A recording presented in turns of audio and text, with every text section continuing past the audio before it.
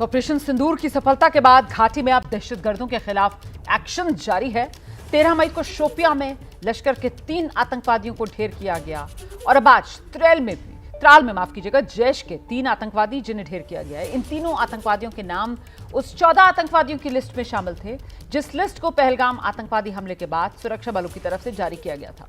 अब सेना ने त्राल में बड़ा ऑपरेशन चलाया और जैश से जुड़े ये 3 आतंकवादी जिन्हें मार गिराया गया है। इस पूरे इलाके को घेरकर सेना का सर्च ऑपरेशन अभी भी यहां जारी है। तो 3 आतंकवादी आसिफ, आमिर, यावर, जिनको आज त्राल में ढेर करने में सेना को बड़ी कामयाबी मिली है।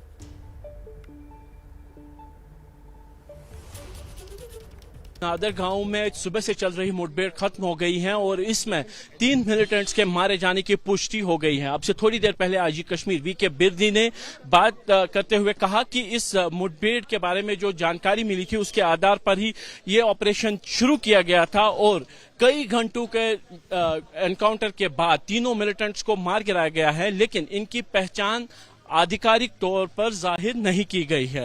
आईजी का कहना था कि ऑपरेशन उस सिनर्जी का ही नतीजा है जो पहलगाम हमले के बाद मिलिटेंट्स के खिलाफ यहां पे शुरू किया गया था और उसी का एक हिस्सा ये है कि पिछले 48 घंटों में ये तीसरी मुठभेड़ है जो दक्षिण कश्मीर में हुई है। इससे पहले केलर शोपियां में लश्कर से जुड़े हुए 3 मिलिटेंटों को सुरक्षा बलों ने मार गिराया था और अब जो 3 हैं मिलिटेंट यहां त्राल में मारे गए। तो तीनों ही स्थानीय हैं और इनके नाम आसिफ, आमिर और यावर। ये पिछले कुछ समय से इस इलाके में सक्रिय थे और इनके मारे जाने के बाद सुरक्षा एजेंसियों की तरफ से जो 14 सक्रिय स्थानीय मिलिटेंट्स की लिस्ट जारी की गई थी उसमें से 6 को सुरक्षा बल मारने में कामयाब हुए हैं, जबकि